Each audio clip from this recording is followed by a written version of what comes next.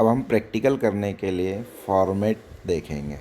Format of receipts and payment account. Format of receipts and payment account कि receipts and payment account हम कैसे बनाते हैं। तो receipts and payment account for the year ending, सबसे पहले इसमें ऊपर हेडिंग लिखी जाती है कि कौन सा अकाउंट बना रहे हैं अपन। तो receipts and payment account for the year ending कब बना रहे हैं, 31 मार्च या 31 दिसंबर 2019 या 2004, 2005 का, 2010 का, जिस भी ईयर का अपन अकाउंट बनाते हैं।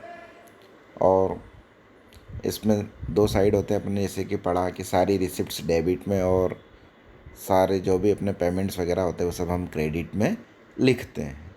तो रिसिप्ट्स एंड पेमेंट अकाउंट, तो डेबिट में हम क्या क्या लिखेंगे, टू बैलेंस बीडी, इसका मतलब होता है पुराना शेष। क्वेश्चन में हमें दे रखा रहेगा कि जो क्वेश्चन में बैलेंस है, पुराना शेष है, 1,000 रुपये है या 500 रुपये हैं, जो भी है वो क्वेश्चन में दे रखेंगे। तो सबसे पहले हम क्वेश्चन में से उसे देख के लिखेंगे। तो to balance BD, to entrance fees, प्रवेश शुल्क, लाइफ मेंबरशिप फीस, सदस्यता शुल्क, सब्सक्रिप्शन, चंदा, donation, income from lecture, interest on investment, income from concern, sale of old newspaper, sale of furniture, profit from entertainment, rent received, loan from government, other receipts. Receipts and payment account में हम debit में सारी receipts लिखते हैं। सारी receipts मतलब प्राप्तियाँ, क्या क्या रिसिप्ट्स होती है, पुराना पैसा जो कैश पड़ा है हमारे पास वो, प्रवेश शुल्क, एंट्रेंस फीस वगैरह जो होती है, लाइफ मेंबरशिप फीस, कई मेंबर रहते हैं जो लाइफ टाइम के लिए मेंबर बन जाते हैं ऑर्गेनाइजेशन में, तो उनसे जो भी फीस वगैरह मिलती है वो सब रिसिप्ट्स में आती है। सब्सक्रिप्शन, जो भी मेंबर वगैरह या अदर लोग सब्सक्रिप्शन के रूप में जो भी पेमेंट वगैरह हमें करते हैं वो हमारी प्राप्तियाँ होती है, क्योंकि पैसा मिल रहा है ऑर्गेनाइजेशन को। डोनेशन चंदे के रूप में मिलता है। इनकम फ्रॉम लेक्चर, कई बार भाषण देने से आय होती है। इंटरेस्ट ऑन इन्वेस्टमेंट, जो विनियोग वगैरह होता है, पैसा इन्वेस्ट करते हैं तो वहाँ से कुछ इंटरेस्ट के रूप में इनकम होती है। इनकम फ्रॉम कंसर्न, कई बार संस्था में जो हॉल रहते हैं या लॉज वगैरह रहते हैं उसमें छोटे मोटे प्रोग्राम होते हैं, कंसर्न होते हैं, है ना, तो उससे जो भी इनकम होती है वो भी यहाँ लिखते हैं। Sale of old newspaper, old newspaper की जो रद्दी वगैरह होती है इकट्ठी हो जाती है, उसे बेचने से जो भी इनकम आती है, पैसा आता है, वो भी यहाँ पे लिखा जाता है। सेल ऑफ फर्नीचर, कई बार हम हमारा पुराना फर्नीचर बेच देते हैं, संस्था में जो भी फर्नीचर वगैरह रहता है वो बेच देते हैं, उनसे जो भी पैसा आता है वो भी एक तरह की इनकम में लिखा जाता है।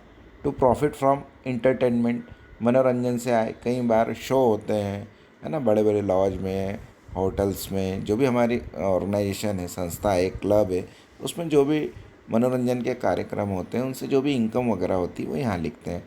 टू रेंट रिसीव, कई बार क्या होता है कि बहुत बड़ी ऑर्गेनाइजेशन है, संस्था, उसमें कई सारी दुकानें हैं, तो दुकानें रेंट वगैरह पे हम दे देते हैं, तो जो भी पेमेंट आता है या किराए पे दे देते हैं तो वो रेंट लिखा जाता है। लोन फॉर गवर्नमेंट, कई बार हम गवर्नमेंट से कुछ लोन वगैरह लेते हैं तो उस समय वो भी हमारे को कैश मिलता है। या अदर रिसिप्ट्स, किसी भी प्रकार का कोई भी पेमेंट जो हमें प्राप्त होता है वो हमारी रिसिप्ट्स कहलाते हैं, क्योंकि उस समय वो हमारी इनकम है। तो रिसिप्ट्स एंड पेमेंट अकाउंट में हमारी रिसिप्ट्स क्या क्या आएंगी, to balance BD, entrance fees, life membership fees, subscription, donation, income from lectures, interest on investment, income from concern, sale of old newspaper, sale of furniture, profit from entertainment, rent receive, loan from government, other receipt. ये सारी receipts है जो हमें debit में लिखना है। अब credit side क्या आते हैं, तो क्रेडिट में हम क्या लिखते हैं, ऑल पेमेंट्स, कोई सा भी पेमेंट है जो हमारे द्वारा किसी को दिया गया है या एक्सपेंसेस किए गए या बिल वगैरह दिए गए हैं, वो सारे पेमेंट हम डेबिट में क्रेडिट में लिखते हैं। सारे पेमेंट हम कहाँ लिखेंगे, क्रेडिट में। जैसे बाय रेंट एंड रेट्स, किराया कर, बाय सैलरी, जो भी वेतन वगैरह हम देते हैं, इलेक्ट्रिसिटी बिजली व्यय वगैरह होता है, फर्नीचर। अब बोले सर फर्नीचर उधर भी है, तो उधर सेल ऑफ फर्नीचर है, वो फर्नीचर बेचा था उससे पैसा मिला था। यहाँ पे बाय फर्नीचर, फर्नीचर में हमने कई बार हम नया फर्नीचर खरीद के लाते हैं तो उसका पेमेंट करते हैं, तो ये वो वाला पेमेंट है। ऑफिस एक्सपेंसेस में छोटे मोटे खर्चे होते रहते हैं। प्रिंटिंग एंड स्टेशनरी के भी कई व्यय होते हैं। लाइब्रेरी बुक्स, लाइब्रेरी के लिए बुक्स वगैरह हम परचेस करते हैं। इन्वेस्टमेंट परचेस्ड, है ना, कई बार विनियोगों को हम क्रय करते हैं। क्रेडिटर्स, कई सारे लेनदार होते हैं उन्हें हमको पेमेंट करना रहता है। इंश्योरेंस, बीमा वगैरह एक तरह का एक्सपेंसेस है। रिपेयर, कई चीज़ें ख़राब होती है तो उसे रिपेयर वगैरह कराते हैं। इलेक्ट्रिक इंस्टॉलेशन, कई इलेक्ट्रिक उपकरण ऐसे होते हैं जिन्हें हमको ऑर्गेनाइजेशन में लाने के बाद उन्हें इंस्टॉल वगैरह करवाना पड़ता है, तो वो भी एक्सपेंसेस के रूप में होते हैं, वो भी हमें पे करना पड़ते हैं। सन्ड्री एक्सपेंसेस, कई प्रकार के छोटे मोटे जो भी व्यय हो, वो सारे व्यय, सारे एक्सपेंसेस हम सब पेमेंट में लिखते हैं। तो हमारा अकाउंट क्या बनेगा? Receipts and payment account for the year ending. Receipts में क्या क्या लिखेंगे हम? Balance BD, entrance fees, life membership fees, subscription, donation, income from lecture, interest on investment, income from concern, sale of old newspaper, sale of furniture, profit from entertainment, rent receive, loan from government, other receipts. और payment में क्या क्या आएगा? Rent and rates मतलब किराया, कर तथा दर, जो भी टैक्सेस वगैरह हम चुकाते हैं, रेंट चुकाते हैं वो। By salary, electricity, furniture, office expenses, printing and stationery, library books, investment purchased, creditors, insurance, repair, electric installation, sundry expenses.